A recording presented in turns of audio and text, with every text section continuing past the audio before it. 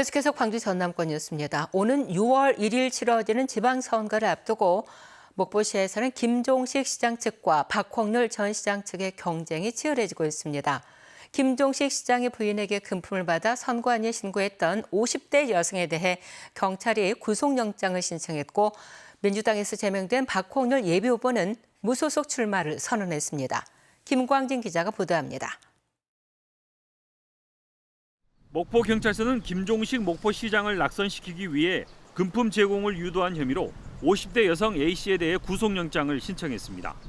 A씨는 김 시장 낙선을 목적으로 지난해 11월 21일과 23일 김 시장 부인의 측근 B씨 등에게 접근해 현금 100만 원과 새우 15박스를 받은 뒤 선관위에 신고하고 포상금을 수령한 혐의입니다. 경찰은 A씨가 김 시장 부인 측에 의도적으로 접근한 정황을 확인하고 이에 연루된 관계자가 더 있는지 수사하고 있습니다.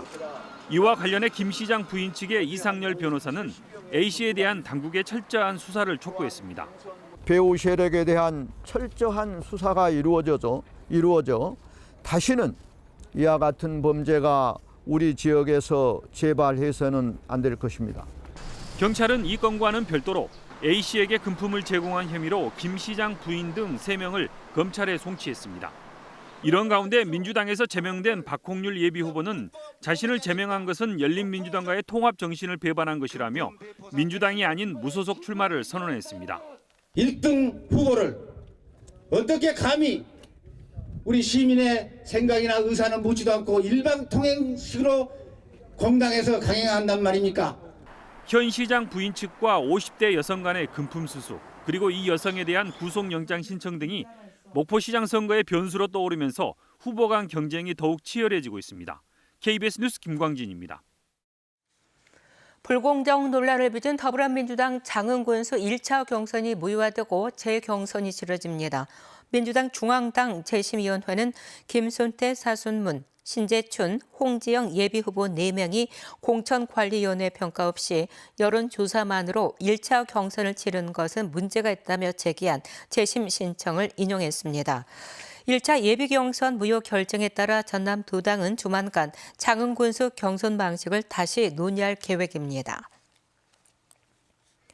더불어민주당 전남도당은 담양군수와 전남도의원 경선 후보를 확정했습니다. 담양군수 경선 후보에 대해 추가 심사를 벌인 전남도당은 김정호, 이병노, 최하삼 후보를 경선 후보로 확정했습니다. 또 전남도의원 선거구 55곳 가운데 12곳은 3인 경선, 26곳은 2인 경선, 17곳은 단수 추천했습니다. 더불어민주당 광주시당 공직관리위원회가 지방선거 광주시의원 경선 후보자를 확정했습니다. 광주시의원 4인 경선 선거구는 서구 4선거구 등 2곳, 3인 경선은 광산구 1선거구 등 5곳, 2인 경선은 북구 1선거구 등 8곳입니다. 북구 6선거구는 김나윤 후보를 단수 추천했고 청년 경쟁 선거구로 지정된 4개 선거구는 재심 등으로 아직 결정되지 않았습니다. 국제 원자재 가격이 치솟으면서 철근 콘크리트 업체들이 건설사의 이를 반영해 계약 단가를 올려달라며 파업에 들어갔습니다. 각 공사 현장에 파장이 미칠 것으로 보입니다. 보도에 손준수 기자입니다. 아파트 공사 현장에 타워 크레인이 멈춰섰습니다. 평소 레미콘 차량이 늘어선 공사장 입구도 한산합니다. 철근 콘크리트 업체들이 건설사에 계약 단가 인상을 요구하며 공사를 중단했기 때문입니다. 철근 콘크리트 해당되는 공장은 지금 다 하고 있어요. 중국의 수출 제한과 러시아의 우크라이나 침공 등으로 원자재 수급이 어려워진 상황. 시멘트의 주재료인 유연탄은 지난해보다 3배 넘게 올랐고 철근 가격도 50%가량 인상됐습니다. 당장 철근 콘크리트 업체가 타격을 받았습니다. 업체들은 자재값은 물론 인건비까지 올라 줄도산 위기에 놓였다며 원청 건설사들이 손실보전과 계약 단가 조정에 나설 것을 촉구했습니다.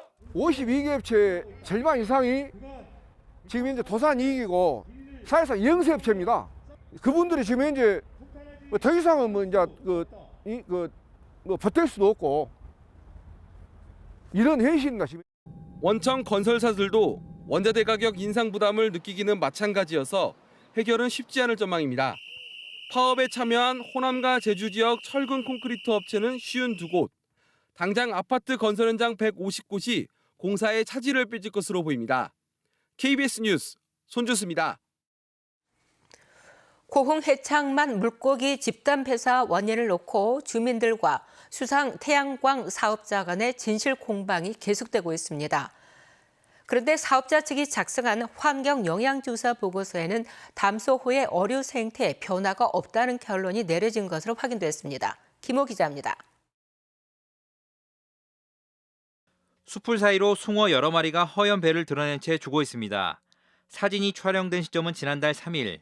이후 지난달 중순까지 숭어를 비롯해 붕어 등의 집단 폐사가 이어졌고 고흥군이 닷새 동안 수거한 물고기 사체는 1000여 마리, 2.3톤에 달했습니다. 수상 태양광 사업자가 최근 영산강유역 환경청에 제출한 환경영향조사 보고서입니다.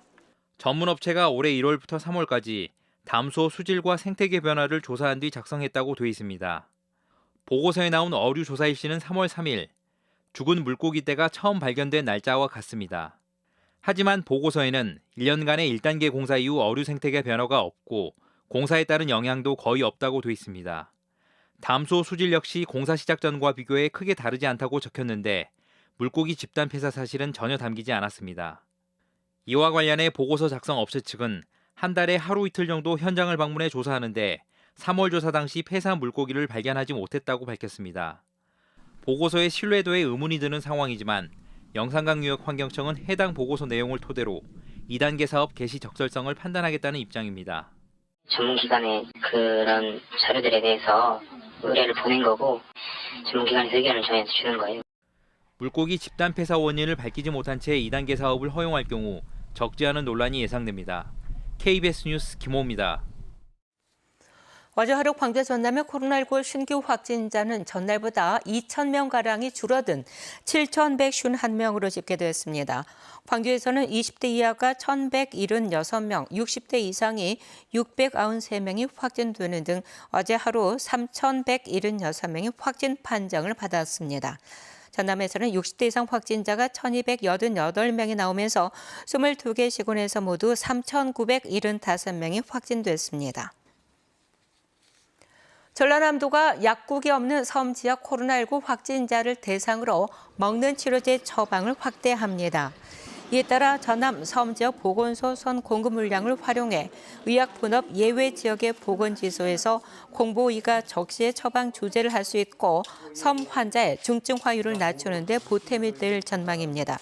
전남도는 또 상급 종합병원 등의 의료기관 입원 환자 대상으로만 처방했던 먹는 치료제를 외래 환자에게도 처방을 확대할 방침입니다.